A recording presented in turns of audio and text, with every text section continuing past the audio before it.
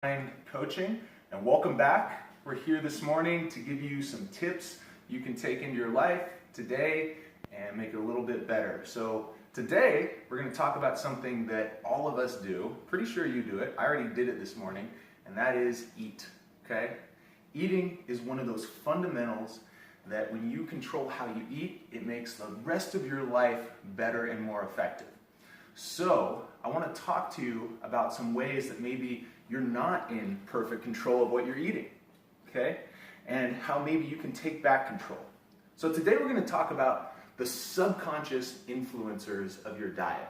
And when I say subconscious, all I mean is the things that you're not constantly aware of, the things that are going on below your conscious level of awareness. You might have heard of the metaphor of the iceberg. And an iceberg, only about 10% of it is sticking out of the water. The other 90% is below the surface of the water. And it's still there, and you can ask anybody who was on the Titanic, it still has an impact and an influence, but you can't see it. So the same thing goes on in your brain. Only about 10 to 20% of the neurons in your brain are part of your conscious system, part of your thinking awake awareness. The other 80 to 90%, they're still having an impact on you. You're just not aware of it. So today let's talk about how that influences how you eat and the types of food you eat and how much you eat. If you're like me and you've ever struggled with your diet and how much you eat, you know that this can be a game changer. When I was about 10 years old, I was about 170 pounds, which is about 85 kilos. And I had to work really hard to get rid of that weight. I had to do a lot of work to take that off. And one of the things that helped me do that was recognizing the things around me that were influencing my diet patterns. So let's talk about some of those things. One of the easiest ways to control how much you eat is size of your plate. So they've done research. They took two groups of people, and some scientists took them into a buffet, and one group, they gave a plate about this size, smaller plate. The second group, they gave a plate about this size, larger plate. And they told both groups, you can eat as much food as you want. And guess what the result was? The group that had the smaller plate versus the bigger plate, they had about 35% less food, fewer calories, just naturally. They could eat as much as they want, but they chose to eat less. Well, actually, they didn't choose. It was the size of the plate that influenced it. So simply choosing a smaller plate over a larger plate will automatically reduce how much food you eat. Right there.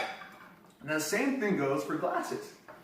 If you're trying to drink less of a fluid, scientists have found that choosing a taller, skinnier glass versus a shorter, fatter glass, again, you will drink significantly less of whatever it is. Fewer calories, automatically. Just right there. So the point is, don't try to control it, don't have too more willpower, but think ahead and have the forethought to choose a better plate, a better glass. So you don't have to think about it while you're eating. You can just enjoy the process and still eat less and lose weight if that's your goal. So this is kind of cool.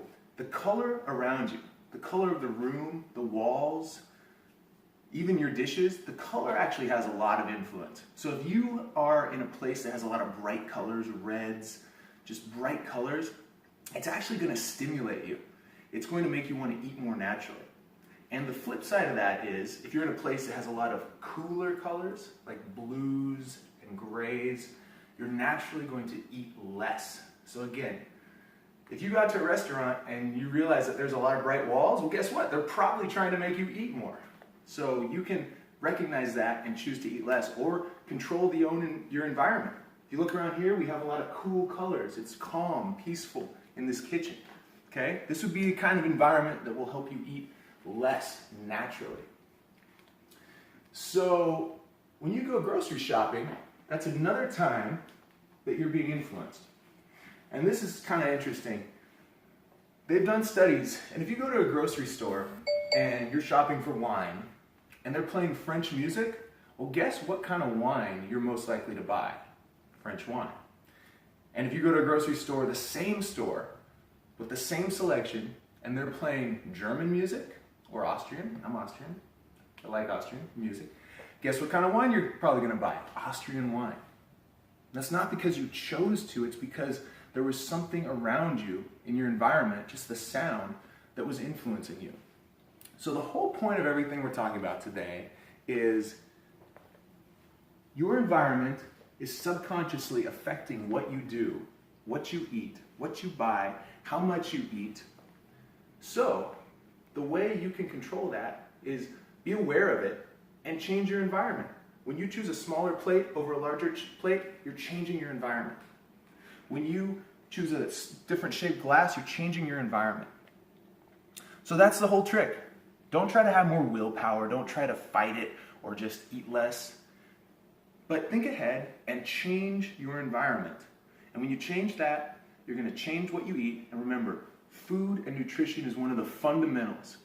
So when you take control of this, everything else in your life gets better. Everything else gets cleaner, works a little better. So I challenge you, what can you change right now? Is it a smaller plate? Different size glass? You tell me. Try it out, let me know what you think, and I'll see you next time. Take care.